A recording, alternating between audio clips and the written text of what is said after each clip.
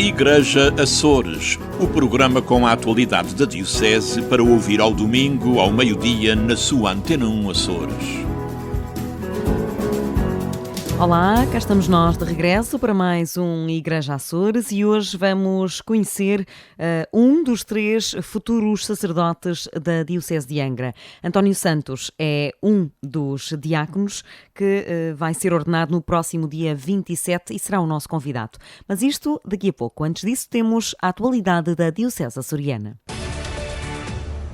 O Papa Francisco convidou os cristãos a rezar pelos jovens que se preparam para o matrimónio durante este mês de junho. O Papa questiona se será mesmo verdade que os jovens não querem casar, especialmente nestes tempos tão difíceis, e lembra que o casamento não é um ato social, mas sim uma vocação que nasce do coração. Gregório Rocha, diretor espiritual do curso de preparação para o matrimónio na Ilha Terceira, diz que o intuito do Papa Francisco é responsabilizar as comunidades no acolhimento aos casais. Creio que a preocupação do Papa é exatamente levar as comunidades a sentirem-se corresponsáveis, também pela oração, neste grande desafio que é viver o amor. Hoje em dia, diante sobretudo desta pandemia, sabemos que muita gente foi adiando os seus casamentos, muitos jovens. Independentemente disso, há jovens que às vezes têm receio de abraçar o casamento sacramento. O próprio Papa reconhece que é uma caminhada que exige paciência, usa a expressão paciência, que exige paciência, muita entrega, muita doação, mas diz que no fundo é concretizarmos o sonho que Deus tem para nós, que é o amor. E não há dúvida que é o casal humano o primeiro grande espaço, eu diria o espaço mais próximo e mais visível, onde se pode concretizar este sonho de Deus para a humanidade, que é o amor. O professor do Seminário Episcopal de Angra adianta que não devemos ter receio da expressão santidade quando aplicada aos casais. A palavra santidade às vezes assusta as pessoas, mas viver a santidade conjugal, no fundo, é concretizar o amor de Deus. E nós acreditamos que o amor humano é uma participação no amor de Deus na vida do próprio Deus. Claro que o amor é muito bonito, mas a sua construção passa por uma luta permanente, constante, sobretudo pela entrega que exige, pela doação, pela aceitação e, como disse há pouco, pela paciência muitas vezes que requer. E então creio que seja esta a razão principal porque o Papa faz este apelo, este desafio à comunidade, à Igreja Universal. O sacerdote lembra que os casamentos religiosos podem acontecer em segurança e que, apesar de compreender as escolhas dos casais, lembra que o casamento não implica forçosamente uma grande festa. Este ano, os cursos de preparação para o matrimónio estão a acontecer por zonas paroquiais, com poucos casais, mas a intenção é que no final deste ano voltem a acontecer normalmente. 2021 ainda não vai a meio e a Diocese já registou mais casamentos do que em 2020, ano em que aconteceram 114 casamentos católicos. Este ano já se registram 131 celebrações, um número ainda longe dos 410 que aconteceram em 2019, antes da pandemia. A matriz de Lagoa volta a não celebrar os já tradicionais casamentos de Santo António pelo 2º ano consecutivo. Sem casamentos, mas com programa cultural, adianta o pároco Nuno Maiá. Este ano, à semelhança do ano passado, vamos assinalar com uma missa solene, onde serão benzidos e distribuídos os pães de Santo António.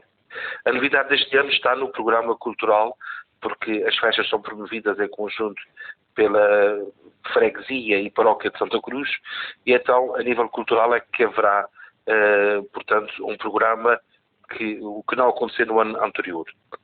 Em relação aos casamentos, temos um jovem casal que está inscrito já antes da pandemia, que era para ser em 2020 o seu matrimónio, e, portanto, mas este ano não irá ainda celebrar o seu matrimónio nesta data. Portanto, ficará para outra data ou então para o próximo ano. Apesar de estarem a acontecer matrimónios em São Miguel, este casamento não acontece por impossibilidade de apoio por parte das instituições. Apesar de estar a haver alguns matrimónios, no caso dos de Santo António, como há uma questão logística e de apoios que envolve instituições públicas como a Câmara e a Junta, portanto não é possível estas instituições assumirem os apoios que habitualmente oferecem aos noivos.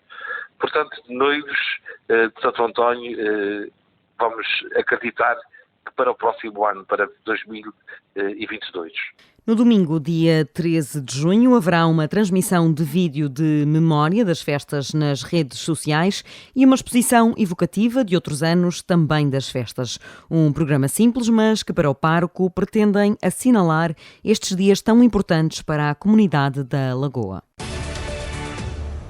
As festas do Senhor Bom Jesus Milagroso, na Ilha do Pico, vão contar este ano com a presença do Núncio Apostólico da Geórgia e na Arménia, Dom José Evelino Betancourt. As festas de São Mateus do Pico vão ser vividas com restrições pelo segundo ano consecutivo. O tema da festa deste ano será O Senhor Bom Jesus, Caminho, Verdade e Vida, és a nossa esperança. A nossa festa será precedida de novenário de preparação que iniciar-se-á no dia 27 de julho com a solene transvadação da verdadeira imagem do Senhor Bom Jesus Milagroso da sua capela para o trono do santuário. Todo o novenário será presidido e orientado espiritualmente por Monsenhor Clónego José de Medeiros Constância, vice-reitor do Santuário do Senhor Santo Cristo dos Milagres e ouvidor de Ponta Delgada, que estará connosco na preparação para a nossa festa. A partir do dia 5, o Senhor Dom José Betancourt, arcebispo Núncio Apostólico na Geórgia e na Arménia, então irá presidir às nossas festividades. Padre Marco Martinho, reitor do Santuário do Senhor Bom Jesus Milagroso, adianta ao Igreja Açores o programa das festas em agosto. No dia 5, um dia dedicado à celebração da unção dos doentes. O dia 6, a grande celebração que será campal no adro do santuário, com todas as distâncias que temos que manter e com todas as regras neste combate à pandemia. E dia 7, o encerramento das nossas festividades com a transvadação da imagem do Senhor Bom Jesus do trono do santuário para a sua capela privada. Dentro daquilo que nos é possível, em mais um ano, celebraremos as festas do Senhor Bom Jesus Milagroso, as grandes festas desta Ilha do Pico e destas Ilhas do Triângulo, que no dia 6 de agosto de cada ano acorrem a este santuário os fiéis destas várias ilhas, rendendo as suas homenagens, o seu louvor à ação de graças e as suas petições. O culto ao Bom Jesus Milagroso surge no Concelho da Madalena na década de 60 do século XIX, sendo o destino de muitos fiéis de várias ilhas dos Açores e em particular das Ilhas do Triângulo.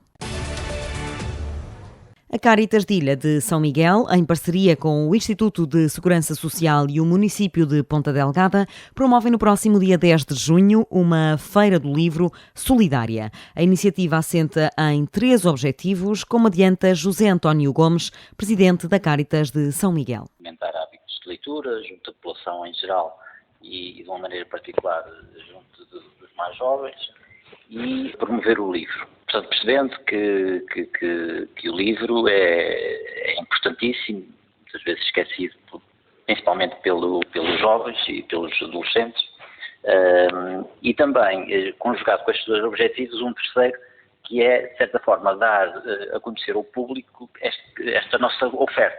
Portanto, junto de nós, muitas vezes vão procurar vestuário, naturalmente que são necessidades mais básicas, vestuário, calçado, mobiliário e coisas desta natureza, e muitas vezes esquecem-se que nós também temos esta oferta que é possível também oferecer às pessoas. E, portanto, daí surgiu esta ideia de fazermos uma feira solidária do livro. Mostrar que os livros são também bens essenciais e perceber qual será a aceitação da comunidade à iniciativa. A feira decorre entre as 10 e as 16 horas da próxima sexta-feira, dia 11, na Rua Pintor Domingos Rebelo, número 5, em Santa Clara. A Diocese de Angra quer promover o Ministério do Diaconado Permanente e, nesse contexto, a Ouvidoria de Vila Franca do Campo promoveu um encontro de reflexão e testemunho sobre o diaconado. António Rocha, diácono da Ouvidoria e um dos 2 diáconos na Ilha de São Miguel, foi o orador do encontro da passada semana no Salão Paroquial de São Pedro, a 27 de maio. A participação não foi em número enorme, desde logo por causa das questões pandémicas, como é óbvio. Estavam 7 elementos, isto foi na vidreria franca, se bem que aberto também a outras vidorias, mas neste momento 7, que é um número simbólico, até mesmo na questão da ordem diaconal, os 7 diáconos, e também 2 ou 3 senhores, depois alguns deles lá estavam, que participaram. Eu vi também a participar, claro, isto na voz daqui, como foi dito pelo José Borges, não, alguns deles ainda nem são candidatos a candidatos. Portanto, foi uma primeira sensibilização. Creio que os 2 deles já estão também no princípio da caminhada, e creio que acaba por ser salutar o facto de irmos tentando abordar esta temática junto daqueles que eventualmente já estão em início de caminhada e aqueles que num princípio de discernimento também futuramente o possam fazer. António Rocha é diácono há 13 anos e teve uma caminhada muito solitária. Por esse motivo, sente que deve acompanhar os possíveis candidatos.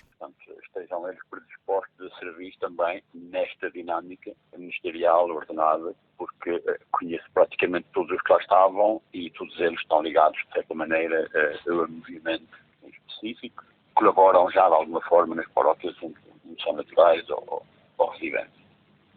As questões nesta primeira abordagem, como disse, foi a partilha de algumas experiências também, associado sempre à temática que o Padre José Alfredo tinha colocado como tema desta palestra, que foi a Igreja Ministerial e também a dinâmica de evangelização. E depois as questões são sempre no princípio da aceitação, se calhar algum receio de como é que as pessoas podem ou não aceitar o encetar um caminho nesta direção. E também uma outra dúvida no sentido de como proceder para percorrer o dito caminho, quer em termos formativos, quer também em termos depois de acompanhamento, quer familiar e da comunidade onde estão inseridos. Né? Atualmente, em São Miguel, existem apenas 2 diáconos e o total diocesano é de 6 diáconos permanentes. Igreja a ler com o Padre José Júlio Rocha.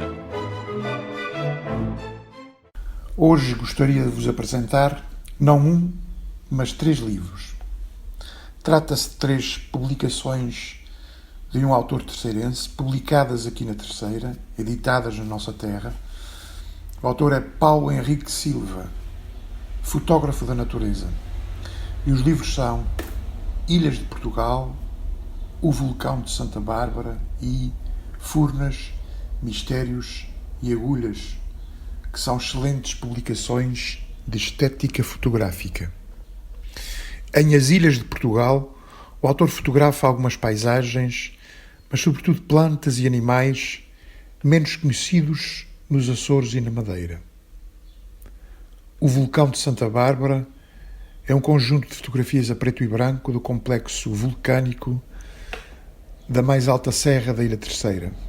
Enfim, Furnas, Mistérios e Agulhas, publicado há poucos dias, mostra-nos algumas das formas de vida basal e a sua resiliência em ambientes extremos, como são os lugares de lava vulcânica, as fumarolas e as grutas.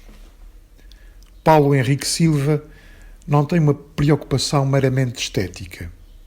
Os ambientes que ele fotografa são normalmente lugares onde a vida nasce e renasce, no precário equilíbrio dos sistemas ecológicos mais adversos ou mais escondidos das nossas ilhas. Há uma intenção profundamente ecológica na obra de Paulo Henrique Silva.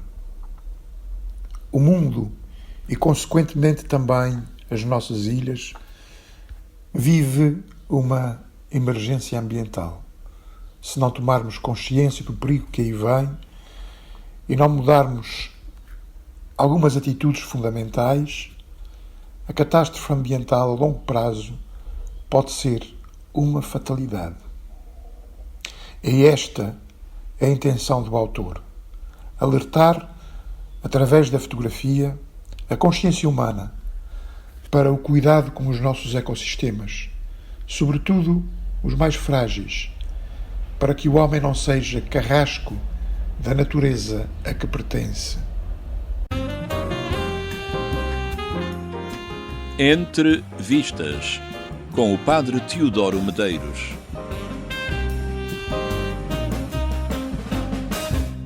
Se Deus Quiser é uma comédia italiana sobre Tommaso, um médico ateu, cujo filho decide ir para o seminário. A notícia deixa o pai muito abalado, de tal maneira que ele decide iniciar uma investigação pessoal ao padre que influenciou o filho. Está decidido a desmascarar o que considera um esquema para tirar dinheiro às pessoas. As peripécias desta investigação vão dar origem aos momentos mais cômicos do filme, já que Tommaso tem de se sujeitar a um jogo de simulação que às vezes lhe custa bem caro. Não se trata apenas de um filme agradável, mas também de uma reflexão sobre os preconceitos que existem contra a religião e a necessidade de reconhecer a bondade dos outros e da própria vida. Com DVD editado em Portugal, Se Deus Quiser, é um filme a descobrir. Um santo domingo, bom visionamento, uma boa semana para todos.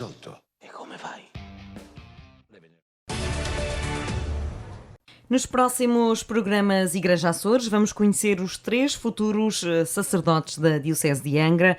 Hoje começamos com o mais jovem dos 3, António Santos. Obrigada por estar connosco. Ele é natural das Furnas, completou 24 anos no passado mês de dezembro e a sua frase favorita é "Conhece-te a ti mesmo", e deduz que seja uma missiva que vai levar para este novo desafio que vai iniciar no próximo dia 27 de junho. Olá, António, obrigada por estar connosco mais uma vez. Eu é que agradeço a oportunidade de estar aqui e a oportunidade também a dar-me a conhecer a realidade açoriana que me vai assistir nestes próximos tempos, tanto à minha ordenação e missa nova. Conta-nos um pouco do teu percurso, para que possamos contextualizar a nossa alongada conversa. Não tenho assim um grande percurso porque eu sou mais novo, mas o percurso que eu tenho é aquele que eu valorizo. Em primeiro lugar, sou das Furnas, como já disse, cresci na comunidade cristã, no seio de uma família cristã, que reza, que se esforça por estar presente na igreja, nos trabalhos da igreja, e os meus pais e a minha avó materna sempre me cultivaram isso na alma, no espírito. Acontece que depois eu fui-me inserindo em alguns movimentos da paróquia que ajudaram-me a discernir a minha verdadeira vocação, e ao longo de todo o secundário, que foi uma altura crucial para mim, fui-me autodescobrindo. Aí está o "conhece a ti mesmo". É interessante que esta frase é uma frase vinda do roubada do teu Facebook.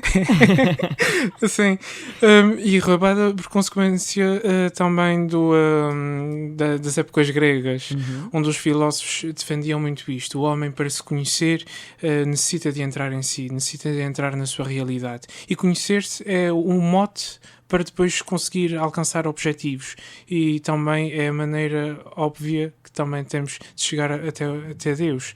Conhecermos como pequenos é uma realidade para com Deus, para que Ele possa agir no meio dessa pequenez. Ora, é graças a essa pequenez que eu fui adquirindo, essa consciência de pequenez que fui adquirindo, que percebi que a Igreja precisava de mim para a ordem. Sobretudo essa Foi cedo essa certeza? Nem tanto. Foi um caminho que eu fui descobrindo. Por exemplo, no 10º ano eu estava a colocar em dúvida. No 11º entrei numa crise de fé existencial, quase que pus a religião de lado e a própria fé, e no 12º voltou com toda a força e com novo vigor, e aí sinto-me uma decisão clara e concisa.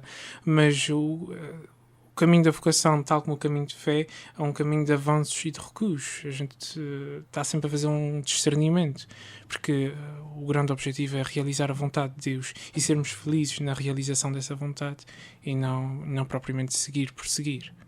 E sentes que esses avanços e recuos que já vivenciaste, já no secundário, te prepararam de certa forma para te mentalizares que vai ser sempre assim, vais ter avanços e recuos na tua fé, na tua missão, e portanto o facto de já teres vivido isso e de depois teres tido a certeza, achas que te vai dar força para não duvidares quando a cada recuo? Eu creio que sim. Se bem que a dúvida é uma coisa importantíssima, isso foi uma coisa que o seminário sempre se preocupou em cultivar na minha racionalidade.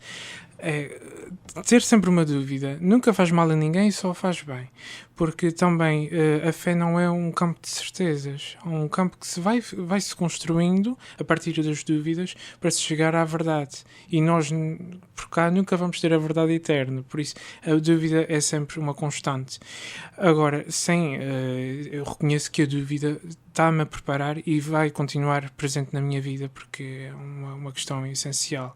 E nesta questão de avanços e de recuos, a nossa vida toda é feita disso até à hora da morte, e temos que ter consciência de que é uma realidade.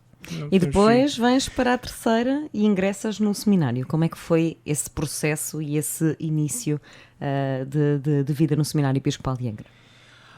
Ora, eu era um jovem muito apegado à família e gostei-me imenso nos primeiros tempos. Eu até, por vezes, evitava ligar para casa, mesmo para não sofrer a dor da saudade. Porque depois, no meio dessa saudade, vinha um pouco a solidão. É verdade que eu vivia e vivo com colegas. Tenho mesmo ao lado, no quarto ao lado, tinha colegas, mas uma coisa são os nossos colegas, outra coisa é a nossa família. Os mimos são diferentes, não é? Sim, exatamente. O afeto de uma família é qualquer coisa, é mesmo um dom de Deus, permite-me a expressão. Mas eu senti imensa falta da minha família, sobretudo. Depois eu fui-me habituando ao seminário em si e fui encontrando uma grande riqueza para o meu próprio crescimento, e há muita coisa que eu devo ao seminário. Eram quantos quando entraste? Agora saem 3 sacerdotes? Boa pergunta. Acho que eram 17 ou 18. Eu agora não tenho bem presente o número, porque isso já faz 7 anos. E já não são números muito frequentes nos tempos que correm, não é? É um bocadinho difícil.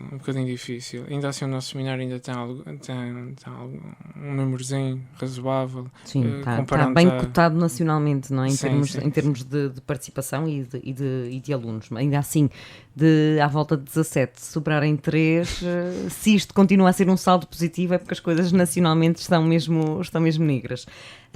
Depois, como é que foi a tua relação com estes que terminam contigo esta caminhada, estes 2 colegas? Como é que foram vocês os 3? Quando é que ficaram sozinhos os 3 nesta turma?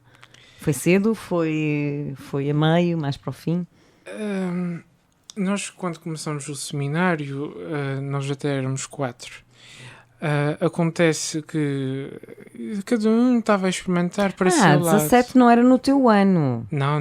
No total. Ok. Eu estava a achar muita gente numa turma que já não me lembrava de nada disso, mas também há 7 anos não tinha propriamente uma relação muito próxima com o seminário, mas estava a achar realmente 17 alunos, um abuso. Ok, 17 alunos no total. No total do seminário. Todos. E a minha turma eram 4, exatamente. Então só houve uma desistência, é um rácio bastante positivo. Exato. Acontece que cada um estava propriamente para seu lado. Conheciam pessoas diferentes e a turma era aquela comunidade de base. Pronto, mais cedo ou mais tarde a gente tinha que lidar. Agora, mais recentemente, é que nós notamos uma aproximação entre nós. Pelo menos eu falo da minha experiência pessoal. Eu senti os meus colegas já com outra maturidade, com uma outra proximidade e também cumplicidade. Quando é que isso aconteceu? E achas que quando foram ordenados diáconos isso também fez esse clique? Reforçou. Okay. Já vinha de antes disso? Sim, já. Essa proximidade. Qual é o teu ideal de pastoral? Essa pergunta é difícil. É a pergunta para 1 milhão de euros, eu sei. Mas qual é a tua resposta a uma pergunta tão ambígua? A minha pastoral é essencialmente a presença de Cristo, a presença do Espírito Santo e a presença do Pai. porque somos uma igreja trinitária. E como tal, da mesma maneira que é uma comunhão, uma união entre eles os três, nós também, como seres humanos na igreja, com as nossas falhas, com as nossas dificuldades em fazer comunhão, somos chamados a essa pastoral. E, sobretudo, ter uma comunicação clara. Porque às vezes eu sinto a igreja com uma certa resistência a usar uma linguagem do dia-a-dia, às vezes tratados teológicos numa conversa informal, e às vezes eu corro esse risco. Mas, sobretudo, saber traduzir os conteúdos da fé para a atualidade. Acho que é uma coisa importantíssima. E a minha pastoral é mais neste sentido. No sentido de uma comunicação clara, simples, acessível, mas que também tenha conteúdo. Não seja só para entreter. Porque o Senhor Jesus disse uma frase que era quase o nosso primeiro mandamento. Ide e proclamai o Evangelho. E depois batizai e ensinai todas as nações. Mas ide e proclamai. Isso é que é a nossa urgência. E o nosso exame de consciência todos os dias devia passar por aqui. Será que hoje consegui evangelizar? Será que hoje consegui dar aos outros o próprio Jesus Cristo através das minhas palavras e das obras? E é esse o teu ideal de pastoral? Sim. António, vamos falar das tuas características, umas que te podem ajudar a atingir esse ideal de pastoral e outras que te podem ser pedras na tua engrenagem. Quais são as que te vão ajudar a levar-te, as que achas que potenciam o chegares a essa missão que tanto ambicionas? Não, fala bem de ti, é essa parte agora. Não sou propriamente uma pessoa assim muito dada, no sentido de eu sou um pouco tímido. Mas também, quando eu começo a ganhar confiança com as pessoas, eu consigo ter uma boa relação. E também acredito que eu consiga ter uma boa capacidade de escuta. Às vezes com falhas, como é normal, mas eu sinto que eu tenho essa capacidade. Bom ouvinte. Exatamente. E, sobretudo, uma pessoa interessada e esforçada naquilo que quer fazer. Não tem propriamente duplas intenções ou segundas intenções no caminho da igreja, porque há outros caminhos mais interessantes a nível monetário e tantas outras coisas fora da igreja. Ainda por cima, hoje em dia, o padre está rotulado de uma maneira muito negra. Ainda hoje saíram umas notícias que, pronto, entristecem a própria igreja, entristecem aqueles que se dizem católicos, mas só pelo fato de eu estar na igreja e querer estar na igreja faz-me lembrar que eu tenho que me esforçar para estar bem na igreja e dar também uma imagem de credibilidade à própria instituição. E não é só eu sozinho, como padre, mas eu, padre, com os leigos. E são essas as qualidades que eu acho que eu tenho. Agora vamos às tuas dificuldades. Quais são os teus defeitos, entre aspas, as tuas características que achas que te podem fazer chegar mais devagar a esta... Com o que é que tu vais lutar nos próximos tempos? É essencialmente com a minha timidez. Esta é que é a minha pedra nos sapatos. Eu sou uma pessoa muito tímida, às vezes posso não parecer. Sou tímido e isso às vezes faz com que eu tenha a tendência de criar uma relação de um bocadinho de distância das pessoas. Não é por mal, até queria ser próximo, mas às vezes eu não consigo. Mas é em esforço, não é? Às vezes é mais em esforço. Exatamente. Às vezes eu tento fazer um esforço grande e normalmente eu tenho conseguido superar, mas não é fácil.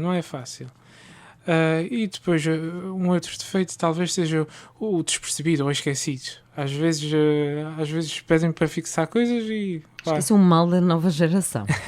Acho que temos todos um bocadinho isso, não é? São tantos estímulos, tantos lados e parece que nos esquecemos de imediato de praticamente tudo. Como foi sair de casa tão jovem? E já falaste da questão da relação com a família, mas e depois tudo o resto? Depois todas as vivências de um jovem, e falo com grupos de amigos, falo de tudo para além do ninho familiar que já falaste. O que é que fica para trás e o que é que se ganha? É uma pergunta interessante e saber responder a ela tem que olhar bem para o passado.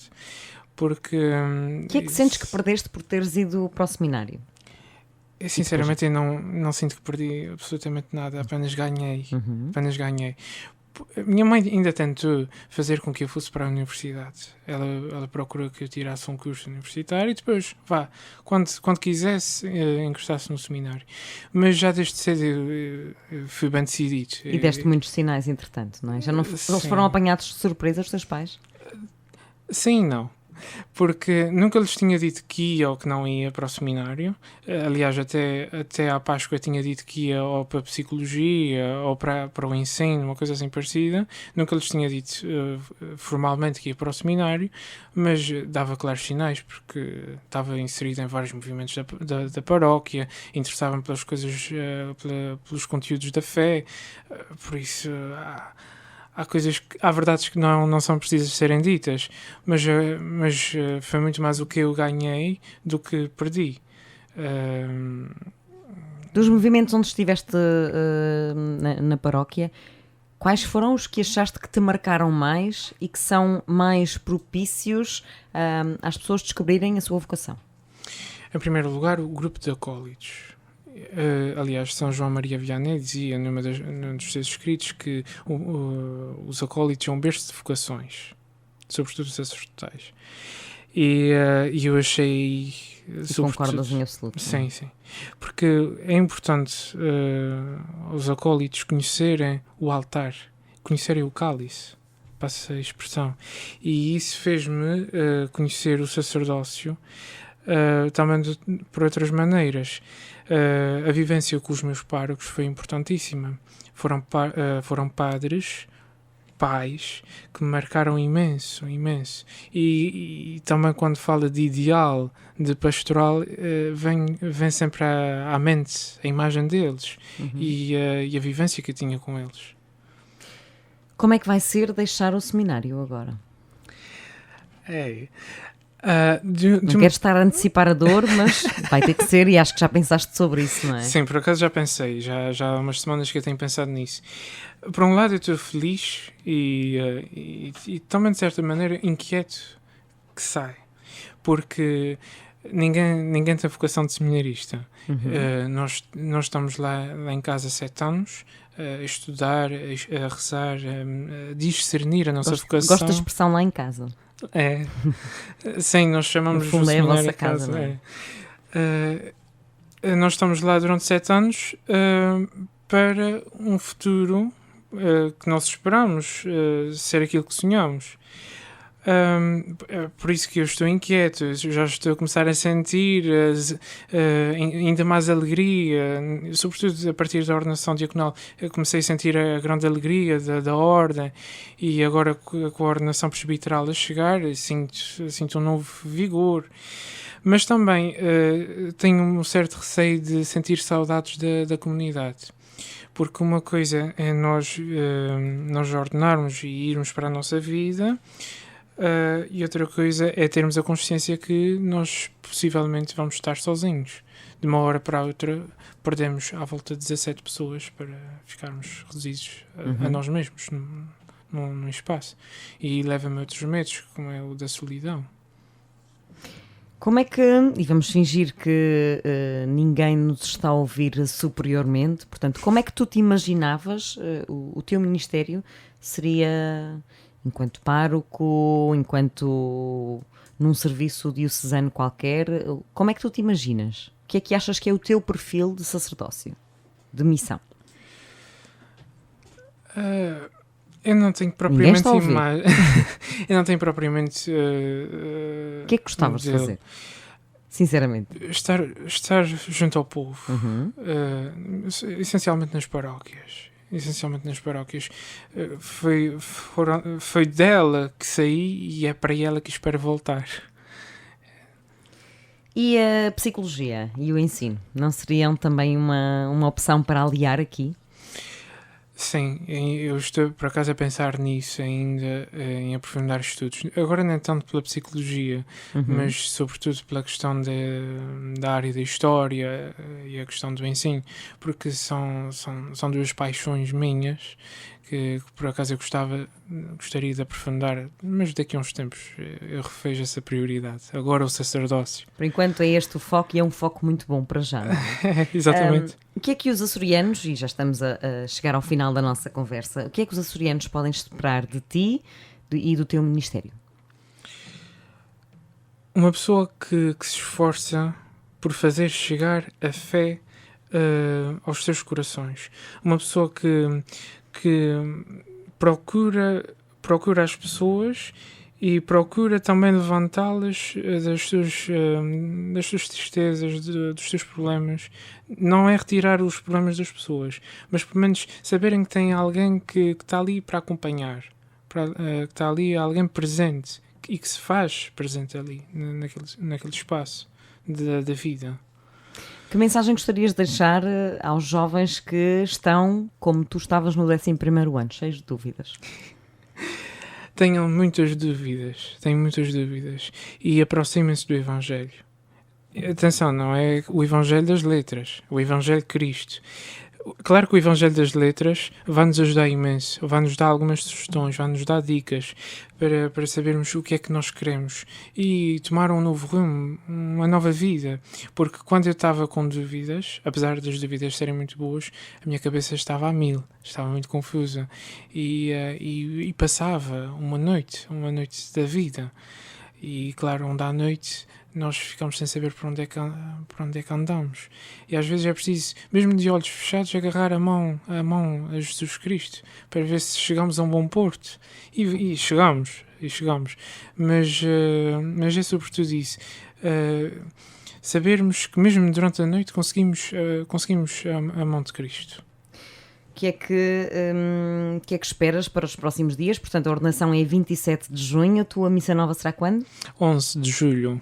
Nas Furnas, exatamente. O que é que gostarias de dizer e vais dizer certamente nesse dia, mas o que é que gostavas de dizer às pessoas que te viram crescer e que viram todo este teu percurso?